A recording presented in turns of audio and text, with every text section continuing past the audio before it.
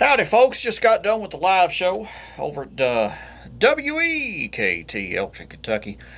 Having the 1070, and appreciate Eddie Brooks, Dwayne Spencer, everybody tuning in, and Eddie giving some scriptures and prayer on the show.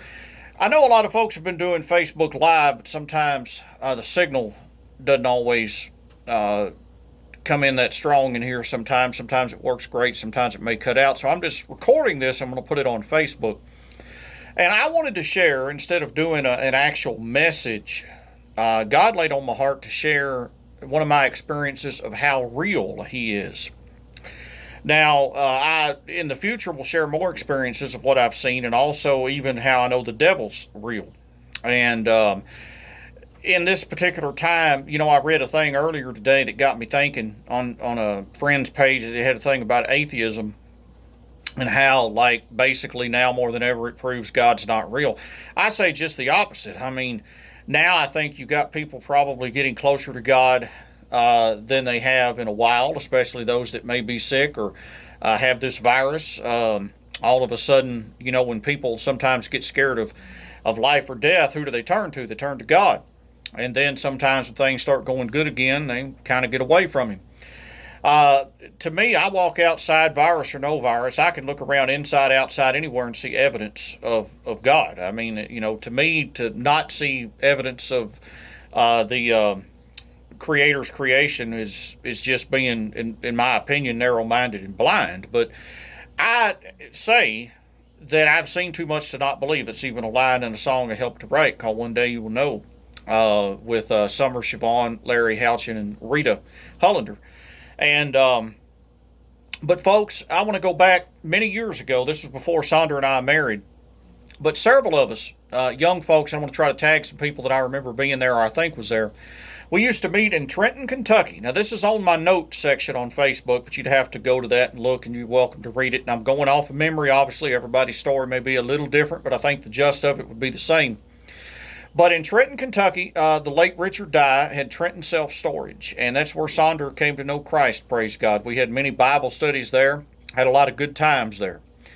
One night after Bible study, as I recall, we had gathered outside in the parking lot, and the moon was out, and there were several of us, and we had looked up at the moon, and we saw basically a ring around the moon. Now, this ring around the moon, now that I've seen this multiple times, I guess at the time maybe it was the first time I ever noticed it, but I've seen it since. But this particular night, it really caught our attention.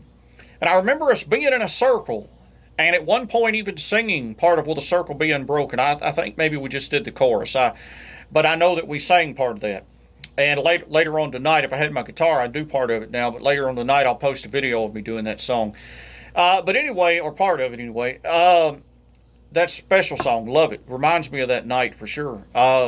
We looked up at this, and I remember somebody saying maybe one of the clouds looks like an angel or something. I can't say I necessarily saw that, maybe, but what I do remember, I remember them saying it, and I for sure remember this ring that was in a ring shape around the moon, as we were gathered in a circle, and we were basically praising God, we were talking about God, we were focused on God.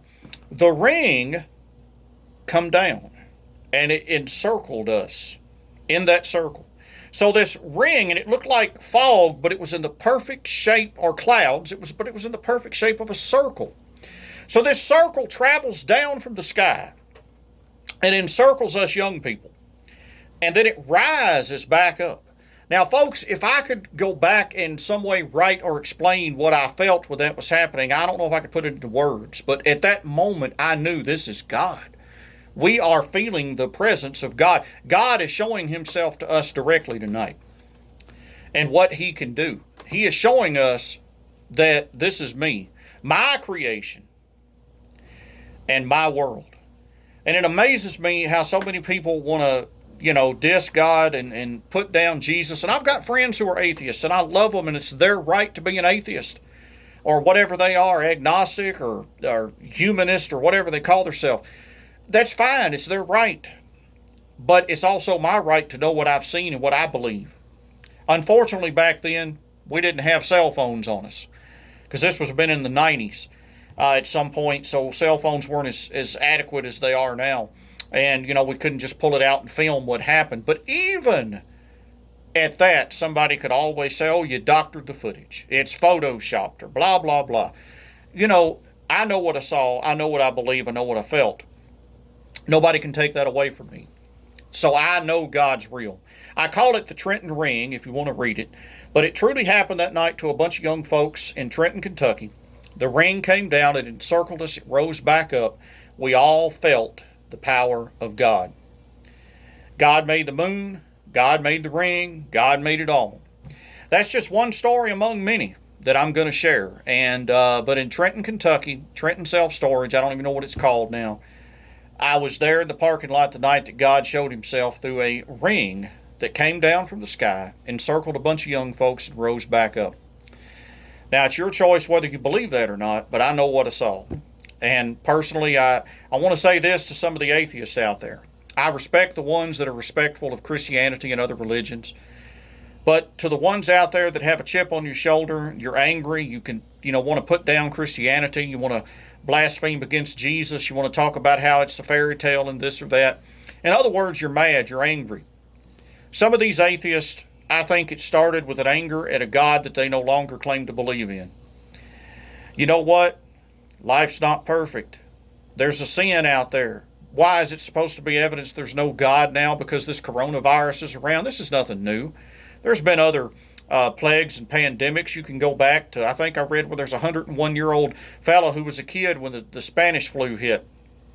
You can go back to even recent past, when other things, maybe they weren't obviously in as big of a pandemic mode, but remember when AIDS hit, and then you go back many years ago and the TB and the Black Plague and all this stuff that hit all those years ago.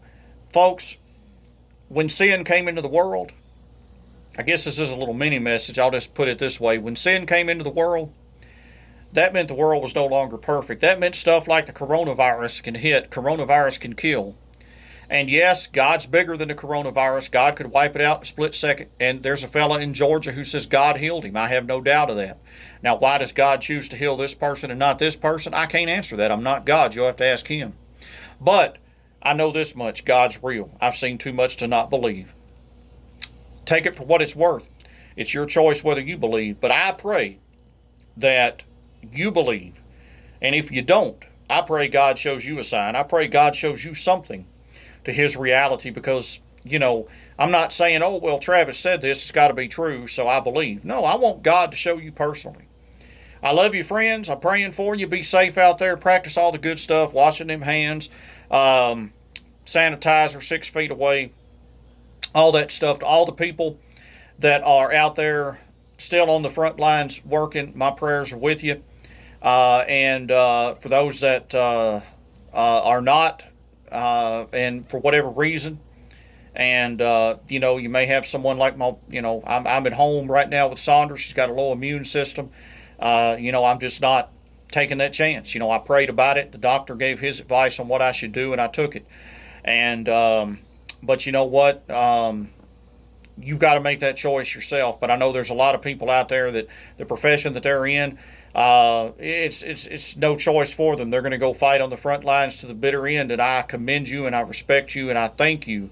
And thank you to all the people, and I'm not just talking nurses and healthcare workers. I'm talking to people in the fast food restaurants, the grocery stores, folks like my buddy Eddie Brooks who are cleaning places, folks that are out there that are essential employees that are doing things that, people before might think, oh, a grocery store job, a restaurant job, that's just menial work, or being a custodian, you not making much money. Let me tell you, they need to make more money. And let me tell you, that's an essential job right now, because during this shutdown and lockdown for many people, you thankful for being able to go through and get that Big Mac, aren't you? You thankful for being able to go in that grocery store and buy that food, aren't you?